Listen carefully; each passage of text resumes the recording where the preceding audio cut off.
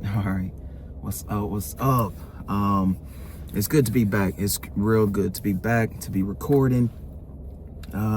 Something that was on my mind that I wanted to talk about was trans people being in the Army who are now faced with being kicked out simply because they are transgender. So me personally, I served 8 years in the Army. And so I don't know if I said trans people being kicked out of the Army, but this is something that was on my mind to talk about. Trans people were getting kicked out the military in general.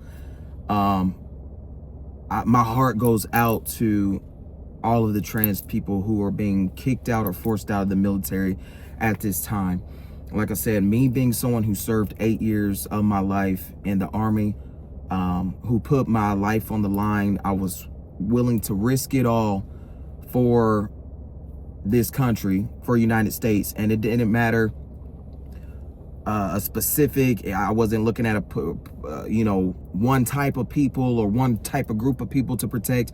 I just wanted to represent the United States of America and represent my country in such a way that I was willing to lay down my life for my fellow man and for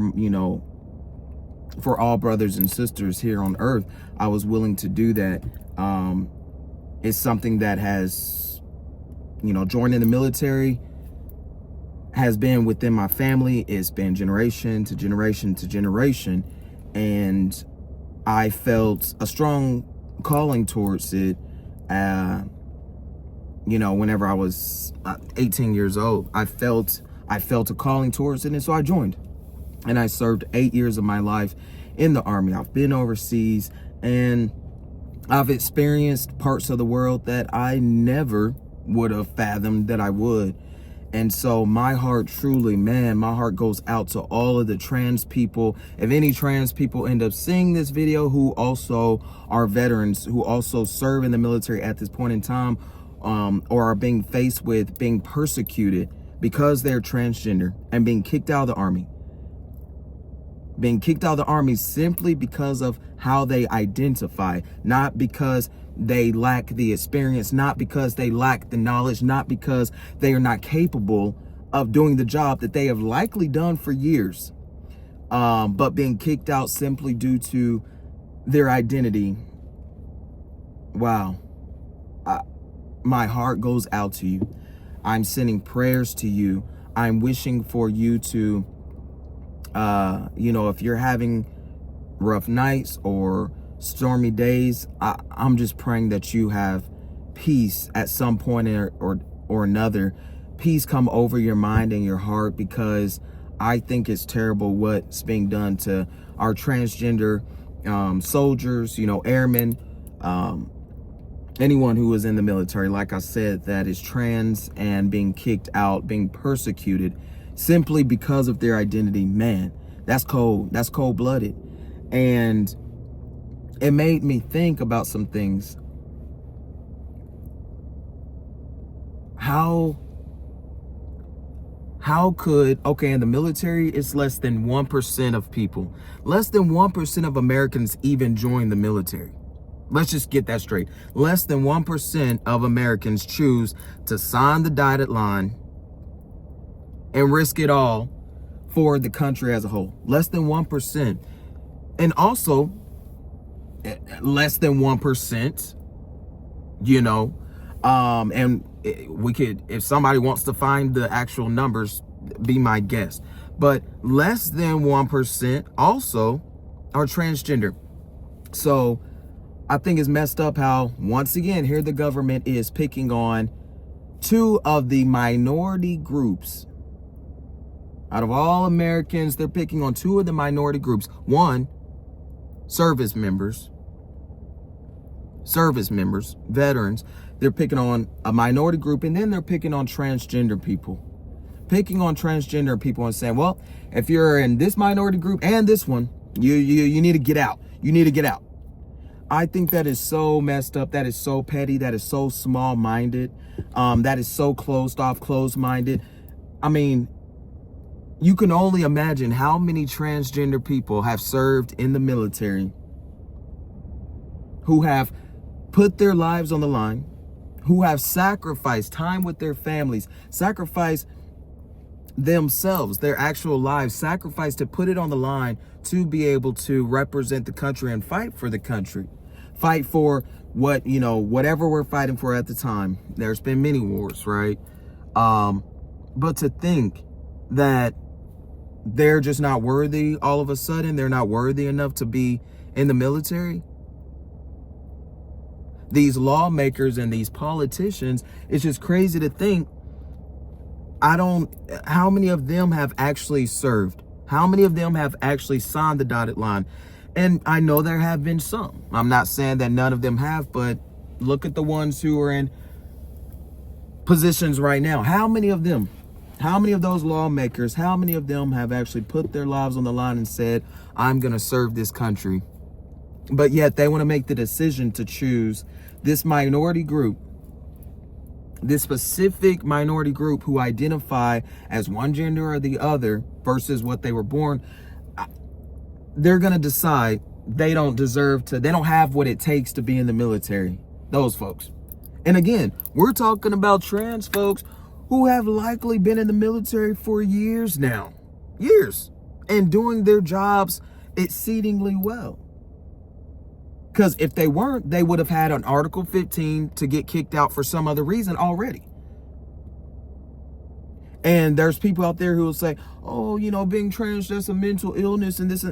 No, it's not.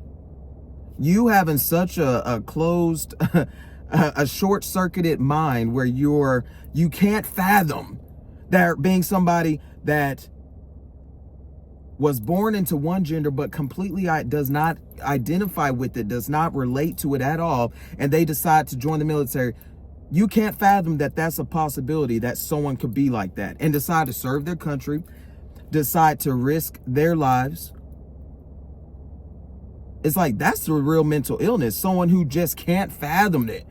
Your mind, you just cannot, your circuits are just so, they can't compute it. That's the mental illness right there, if you ask me.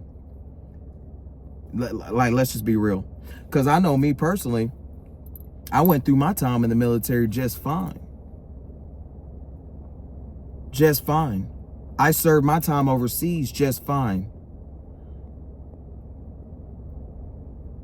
I brought honor to not only my family, but my country just fine. Nobody had anything to say then. And so, again, I think that is so crazy, but this is all meant to happen this way. There's a design. All right? There's a design. Let's just say the Matrix is matrixing real good right now. You feel me? This was all supposed to happen this way, and it was all intended to happen this way. But I am going to keep putting positive energy and positive vibes in the atmosphere for every single transgender person who is in the military. Putting positive energy that if they've been kicked out wrongfully, I'm praying and putting positive energy out there that they're gonna see justice one of these days, and very soon. Something amazing is going to transpire for them in their lives, which will serve as justice for this wrongdoing against them. It's disheartening. It's real disheartening to think like people in these positions that have never even thought to sacrifice their lives for the greater good, to sacrifice themselves to join these people who would never even think to do that, they would not want to do that. They don't want to serve the country. They want to use people in the country to serve themselves. They want to manipulate words and manipulate agendas to make it seem like they want to do what's best for the majority, and they want to do what's best for Americans. Whenever it all comes down to how can they manipulate the weak-minded, enough to get them to think that we're doing this for them. That's all it is. You know? But yet, here's another situation where transgender people are having to take the fall and take the hit. They're having to take the hit once again. You know? But yet, whenever DEI got cut out, the white man, and I know not all white men are terrible, I know that, but the white man wanted to complain that it is unconstitutional and that it specifically singles out this particular group of people, the white man. And that is not right. It's not right. The white man is more a majority than any transgender group. And I'm talking about all trans people combined. The white male is a majority. Compared to the entire military, the white male is a majority compared to the entire military. So why do these lawmakers, why do they consistently, find these issues with these minority groups that they don't like, but yet the one time someone tried to come forward, the white man, who is a majority group.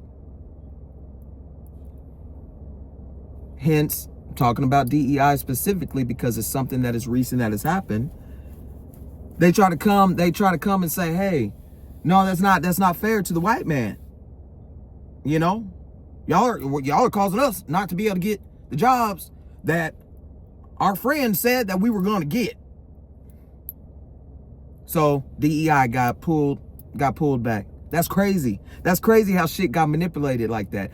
But let us talk about a real actual minority group where wrongdoings and injustice is happening.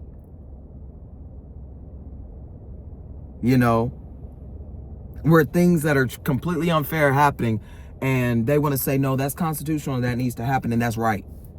It's just ass backwards. It's just ass backwards. So yeah, those are my thoughts on that. I'll probably have more thoughts or more videos. Who knows? I don't know what I'll talk about whenever I talk about it. I just know when it's on my mind, I'm going to speak on it. But yeah, to all my trans brothers and sisters out there, keep your head up. Please keep your head up. Know that I'm thinking about you. I love you. I'm sending you positive vibes, all the love out there. I hope that you receive it. There's so many people who support you, trans brothers and sisters who are veterans, who are in the military. Keep your head up. Keep believing in God, because these wrongdoings and these things that are not just, there's no justification behind it. This is not God's doing at all. I guarantee you that. And who is this creeping up slowly next to me? That's crazy. That's crazy how people be doing stuff right at the moment to try to distract you. But long story short, keep your head up, all right? I love you. Much love. God bless. All right. Later. Yeah.